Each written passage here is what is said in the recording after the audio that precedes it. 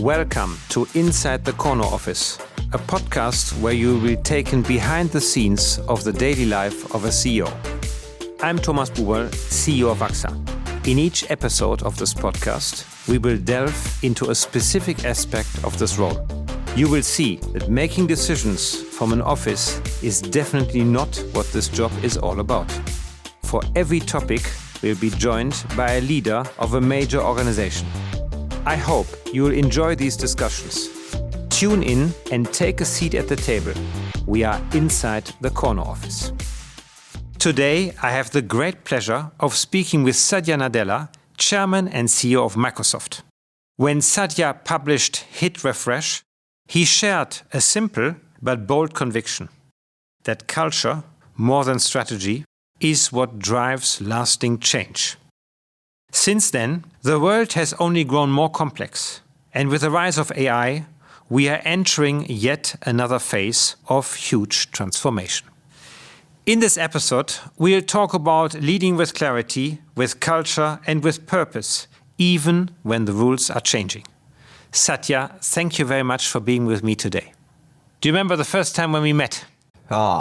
I came visited you in your offices, Yes. I think in Paris. Exactly. I think you're just taken over as CEO and I was just, I think, 1 year into mine. And so that was the first time we both as essentially new CEOs met and chatting about what the world expects of us. Exactly. And I remember when we spoke at the time, we had a challenge that is quite similar. You and I both followed very iconic leaders. The founder, the first CEO after the founder, and then we were number 3. I wanted to ask you, now with many, many years afterwards, how did you find your own way? How did you, find a trajectory that was authentic, that was you, and not a copy of Bill Gates or Steve Ballmer? Yeah, I think that's right. In fact, one of the better pieces of advice I got even there was from Steve, right? Which is at some level, he said, don't try to fill my shoes or Bill's shoes, be your own person. And I thought that was well said because ultimately you or I or anyone in any of the positions can only rely on one thing, which is your own authentic sort of approach to things. And so the question for me perhaps was, as the first quote-unquote non-founder CEO, even though Steve technically was not a founder, he had founder status, right? Paul and Bill founded the company, and I would say Steve and Bill scaled the company. Yeah. That's kind of the history of Microsoft. I was the first non-founder. I felt that it was important. Now I have better language, quite frankly, Thomas, after 11, 12 years. It was a refounding moment. And I grabbed onto that. And I grabbed onto that by sort of really saying, what's that purpose and mission? How do we articulate it and re-articulate it to ourselves? And then what's that culture that we really strive for? And so those two things is ultimately what will allow you to then pick strategies, execute strategies. And that's the way I think to think about the refounding moments. Yeah. But to your core question, it's to have both the confidence in yourself that you should articulate what you stand for without compromising it. And then at the same time, be humble enough that you need to learn a lot of things as a new CEO, right? That difference or that challenge of having both of those things, right? Where you have the confidence because people are counting on you to know what to do, but you need to both have that confidence and yet be learning. And that I think is one of the toughest aspects of being in the seat. So you mentioned 3 important words I would like to dig into. One was the refounding, culture, and then you need to learn. So let's start with the refounding moment. When I look at which large company has really managed to transform itself, you only find one, I think, in the world, which is Microsoft. So how did you do it? You were a company that was very established, scaled, very much Office was your product. How did you manage to get this refounding moment and get everybody on board to say, look, we need to go a step further and 360 is not the end? First of all, I'd say, Thomas, here we are in the midst of even this new era of AI, and we are again in essentially the refounding moment. So it's a great reminder that the journey is never done. But to your core question, right, for any of us who are dealing with what I would say is real disruption in the geopolitics in the world, of business models, technology, right? We're all grappling with, tectonic shifts. And in the tech industry in particular, I think it's a lot more harsher because if you don't navigate these shifts, they're kind of binary transitions. Yeah. Either you're relevant or you're not. There is no franchise value as I like to describe them. So the way, at least the framework I have learned, quite frankly, watching, in fact, I pattern match. How the heck did Microsoft make it to its 51st year, right? Having started off building the basic interpreter for the Altair in 1975 to now, what is that core approach we have that has helped us, navigate the technology shifts, competitors? When I joined the company in 92, you'll find it funny, our existential competitor at some level at that time, at least for my part of business I joined, was Novell, right? Yeah. Nobody even remembers Novell today, but, they were a formidable and in fact a very great innovator in networking. So one is, I think, at any given time for us, you need to be building new concepts, trying out new things, right? Long before their conventional wisdom, you need to be on the hunt and taking shots on goal on new things, knowing that 9 out of 10 of them won't work, but you got to have new concepts. So then the question is, how do you have new concepts? In order to have new concepts, you have to have capability inside of your organization that is capable of creating those new concepts and generating those concepts, right? So you gotta have the talent and also other capital that is available for you to be able to take the shots on goal. Then this is the key, that learning for me, which is in order to build the capability long before it's conventional wisdom that these concepts are worth anything, requires culture. Right. So that's why culture, it's easy to say, like I say it every day 20 times, right? Growth mindset. Yeah. Except growth mindset is the hardest thing because, growth mindset can be so easily weaponized, right? Most people, including me, use growth mindset mostly to criticize other people's lack of learning versus having the intellectual honesty to sort of hold that bar for yourself and as an organization. And that's what I think is the key. So if you have a learning system that allows you to build capability, that then allows you to build concepts, that framework is the only hope, because otherwise it's too late, right? Because you can't wait for something to happen in the marketplace and then sort of react to it because it's just hard. And certainly in your industry, as you say, it's either survive or die. But going back, you once gave me your book, Hit Refresh, where, if I remember correctly, there was one phrase in it around culture where you said culture eats strategy for breakfast. How did you get to this culture? Because establishing a strategy is relatively easy. A culture changes habits, changes the way people collaborate. How did you do that? Yeah, that phrase, culture eats strategy for breakfast, I think is a Peter Drucker, but I think I borrowed it from Peter's work. And I think that you said it right, which is, to me, I needed a frame to talk about culture at Microsoft, right? Because after all, we had achieved a lot of success. I remember distinctly, in fact, very much, Thomas, walking around our campus in, I forget now, I think early 2000s is when we became, for the first time in our history, the largest market cap company. In fact, we had crossed at that time GE. It was like, wow, we were walking around and strutting around thinking we must be geniuses, right? So now finally the world recognizes our genius. Except the reality was that we needed to be more grounded on that day that, oh my God, the world is changing. We better go back to school and learn how to be relevant going forward, right? It's not about longevity or market cap. It's about relevance in the future is the currency. That's the fundamental thing. And so people have talked about learning organizations for all time in business history. So I felt like, what's a way to have a meme culturally that we could invoke that learning system, learning culture? And thankfully, I had read this book by Carol Dweck, on growth mindset a few years before I became CEO. And thankfully, I picked that up We launched it inside of Microsoft as the cultural meme for being, as we describe it, learn-it-alls versus know-it-all. And it worked because I think it was not considered dogma from a new CEO, right? It was fundamentally speaking to, I think, what is innate in us, in the sense that we all want to be learners. So the reality is we want to learn how to be better parents, better partners, better friends, better colleagues, better at everything. And so somehow or the other, this thing, since it was not like Microsoft's new culture, it was like, hey, this is just good for us as human beings. And that cultural thing had, I would say, both a bottom-up sort of, I'll call it pull, and some consistency top down with some air and oxygen, so that everyone could bring their own little edge personality to it. And so that's kind of what I would attribute a lot more to our, at least how did it take root, right? How do these cultures take root? Cultures take root mostly because of a little bit of consistency top down, i.e. the leaders of the organizations are living the culture, not just talking the culture. And then there is a real pull bottom up.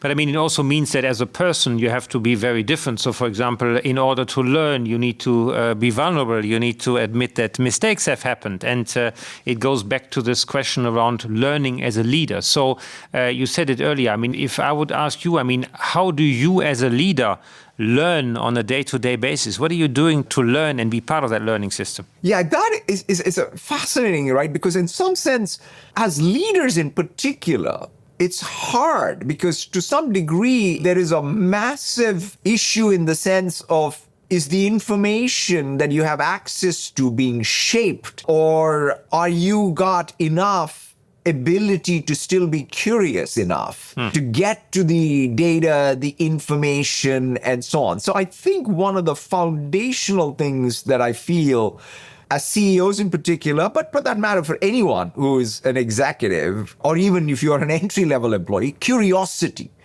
Like if you don't have a curious mind, and in fact, one of the things I worry a lot about, even in my own daily habits, is that whether am I curious enough or I'm so full of my own sort of, knowledge. That I think is and all my sort of even the success I've had, right? Which is, because we're all habits of having achieved success through a particular set of decisions we made, a particular set of assumptions we made, and we fall so much in love with it that we forget that, oh my God, there may be an alternative approach. And are you able to, right? So in some sense, one of the metaphors I'm now lately thinking of is like, my high school sort of sports analogies even, right? Which is, you got to be able to learn from your opposition, right? On the field, can you acknowledge the other person's play and learn from it? So that's where I think curiosity comes. So that's kind of first. The second thing is a bit of intellectual honesty is the other side of it, right? Which is when you don't know something, can you admit? And it becomes hard, right? I mean, think about it. Right? As CEOs, you sit around every day, everybody asks you questions and you're supposed to answer. Exactly. And you should know it all, Yeah. And most of the time, you don't know. So how do you balance that curiosity and intellectual honesty? I think are the two things that are probably important for learning. And then there is no substitute, Thomas, for the hard yards, right? Reading, listening, talking to. I mean, one of the greatest benefits of working at AXA or Microsoft or any place is that you will have access to people who are smarter than you. And the question is, can we spend enough time with them and then most importantly, listen to them? Yes, exactly. You mentioned earlier the question around I would say, challenging environment that we are living in. Things are moving much faster. There's probably no safe place anymore. And so when you think about this world of uncertainty, what comes to my mind that you almost need to, I would say, pre-react today. And this is not a bad English word. It's what I would say, look, you need to do it like in a military context. What are the things that worry you the most and how can you prepare yourself for the impossible? If I was asking you today, what are the three things that you watch out for that, could be this next trend or could shape something that could be an interesting opportunity? Well, that's an interesting one. I mean, there are two thoughts that come to my mind as you talk about it. In fact, even as I was thinking about it today in the context of our own leadership meeting that I was going to go to later, is that Kipling poem, If, right, where he says, if you can keep your head when everybody about you is losing it and blaming it on you, right? That's a little bit of the state of the world. Things are changing. There's uncertainty, ambiguity, and so I would say there are two core things that are important for leaders and institutions and organizations and companies, which is to have really clarity on what needs to be done and then integrity to go execute on that clear sort of approach. Then the other question is, where does that clarity come from? And the clarity comes from having a set of principles. I think there are a set of, what's the social purpose of a corporation? As a multinational company, we have to earn permission to operate in France, in Europe, in the United States, in Asia, and so on. And so therefore, you have to sort of really go back to the core principles that allow you to operate as a company and then stick to those principles and have the integrity to go execute on those principles. And so that to me is the most important, and trust to me is everything, right? At the end of the day, without it, if you just keep swinging from left to right to sort of because of what is convenient and opportunistic, then I think it's going to become very, very hard. Then on top of it, the other question you're asking is we also have to face up to what is a different world. If I think back in my professional career I started after the Berlin Wall fell. Essentially, I came to the United States in 88, 89, the Berlin Wall fell. I joined the workforce in 1990. There was a particular regime, you could say, all the way from then till, let's call it the pandemic, I would say. And then post-pandemic, the world order, the supply chains, the geopolitics, what is expected of companies, what does it mean to be a multinational, what is reshoring, what is offshoring? I mean, it's a different world. And so now we have to accept that globalization, the way it ran for the last 30 years, is going to be relitigated, and we now have to adjust to it. And so that is, I think, the other aspect I think about when I think about our strategy, our approach, but while staying true to your principles and having integrity, even in a changing world, that we are going to do the right thing. And when history looks back at any of our companies, that's, I think, going to be the real test. So do you think global companies will still exist, or given our environment, they will be less global, more multi-local? What's your view? I think that's a great question. In fact, that's, I think, the way I look at it. When I think about even Europe and Microsoft, right? Of course, we are an American company. We are an American company that is multinational. But when we are in Europe, we, for example, have made all of the commitments and the execution around it, where we essentially are a local company in Europe, right? So to me, if you look at, we are making massive amounts of capital investment in Europe, right? So we are essentially nearshoring all of the data centers that are literally these cloud and AI factories in 7+ regions in Europe, with lots of capital that we are putting at risk for long term.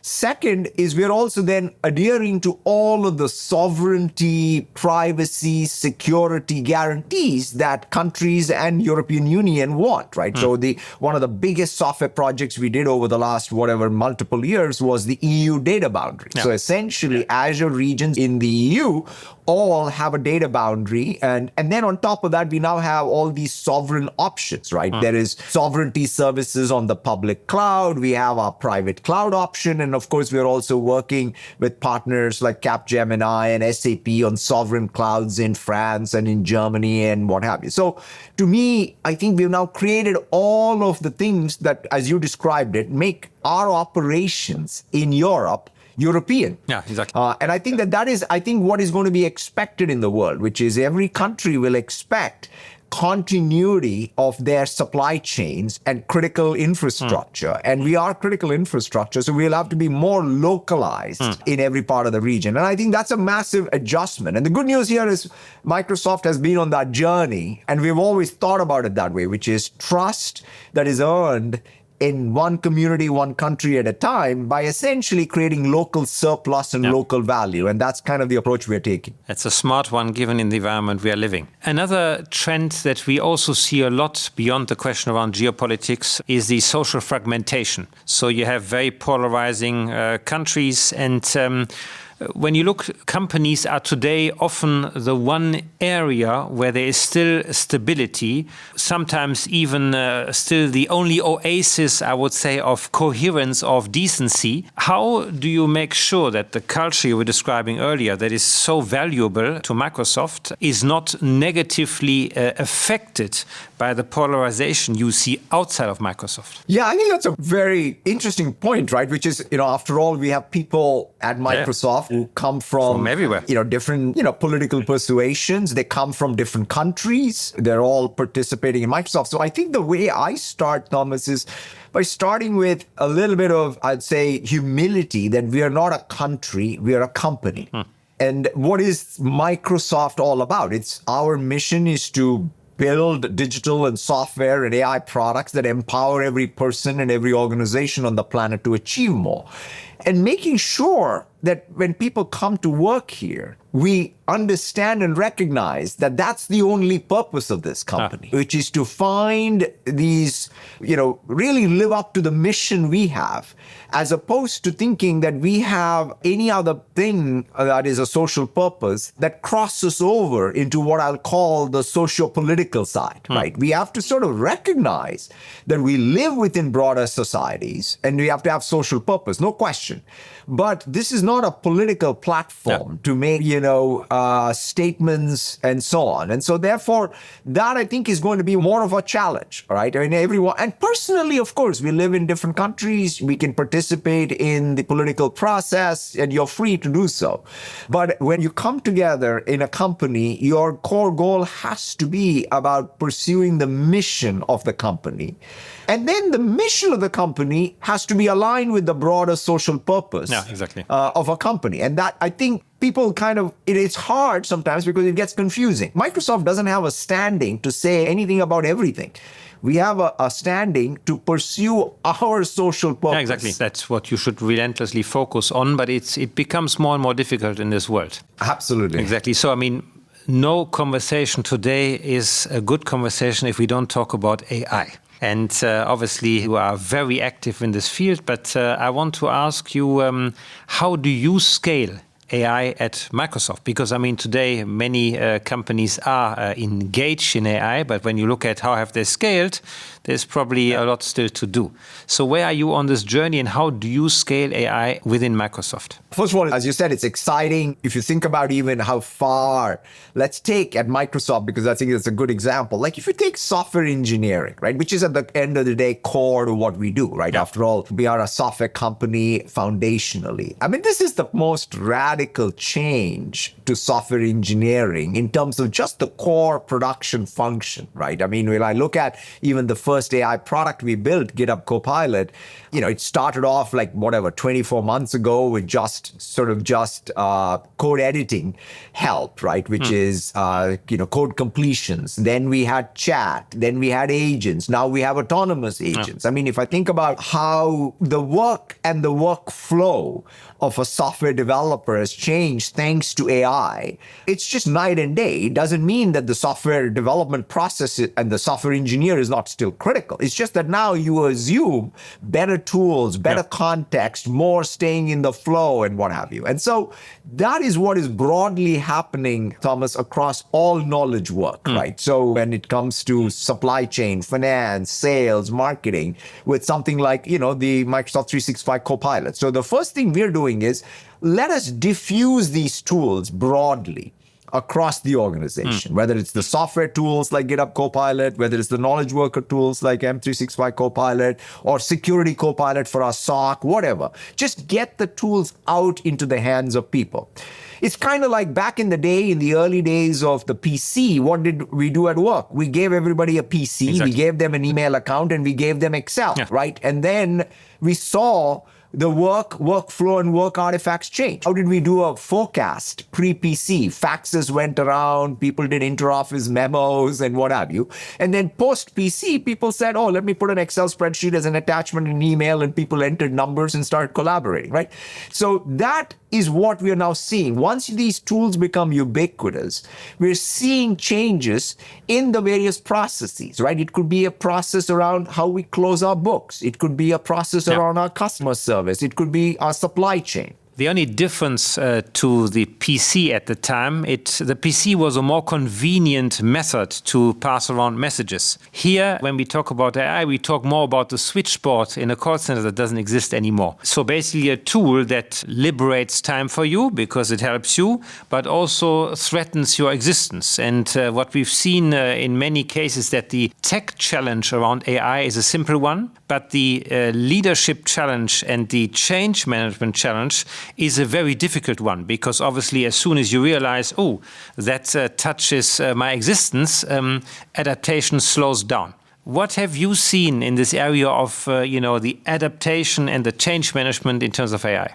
I think that you're 100% right. I mean, the point is, it was the case even, if you remember back, even the change management is always the hard thing. Yeah. If you remember in the 90s even, we had this entire thing of business process re-engineering. How do we really go about changing enterprise-wide concepts, right? Because at that time, there used to be lots of duplication in every BU for every process. And then we said, now with digitization, you can now do centralized functions that scale across enterprises. And that changed, quite frankly, organizational structure and function and what have you. I think something similar is happening today, right? Where you really have to rethink even how is the functional boundary changing. I'll give you one simple example of change management. Inside of our LinkedIn organization, just again going back to how product development happened, right? We had all kinds of functions. We had design, program management, product management, front-end engineering, and then, a couple of other functions. So we took all of these 4 functions I mentioned, changed even their title or their functional description, and we now call them full stack builders. Mm-hmm. Right? It's empowering to say, look, all of you now have all the tools to basically do bigger scoped jobs. And so that then is forcing the change in work and workflow. There's still back-end engineers, AI scientists, and so on. But at least it's litigating the fundamental functional boundaries. And so that I think is what is required of leaders, is we have to rethink how should we structurally adjust to these new tools so that we can have a better flow of information and knowledge turns, right? And I think that, to your point, is the hard change management process. And that's where the rubber hits the road, whether we make it or not. Satya, let me ask you a very last question. You've been a very successful leader for a long time.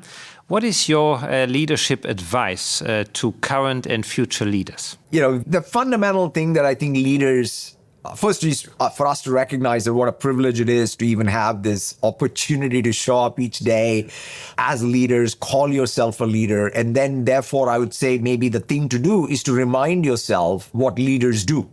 And there are 3 things that I think leaders do, which is they can drop themselves into an ambiguous, confusing situation and bring clarity, right? No, leadership is not about going into a situation that's confusing and make it more confused. No. It's more about bringing clarity. Yeah. The second thing leaders also do is go into situations where you need to rally people together and bring energy, right, to every constituent, not just your team, right? That's the key thing. You got to, with customers, partners, different departments inside the organization. That's what great leaders do. So creating that energy is the second one. And then the third, perhaps most hardest thing that leaders innately figure out is no one comes and says, here is the perfect day for you to go out for a walk, right? You got to go and perform irrespective of what the constraints are. Leaders are by definition masterful at solving over-constrained problems and driving success. Yes. So I always go back to those 3 things. If leaders every day can, and I hold that bar for myself, can I bring more clarity, create more energy, and drive success? Yeah. And each day you at least say, I've learned some, I made some mistakes, and go back at it again on those 3 attributes. Beautifully said. Satya, thank you very much for a great and inspiring conversation. Thank you so much, Thomas, as always. Look forward to seeing you soon again. See you soon. All the best, huh? Thank you.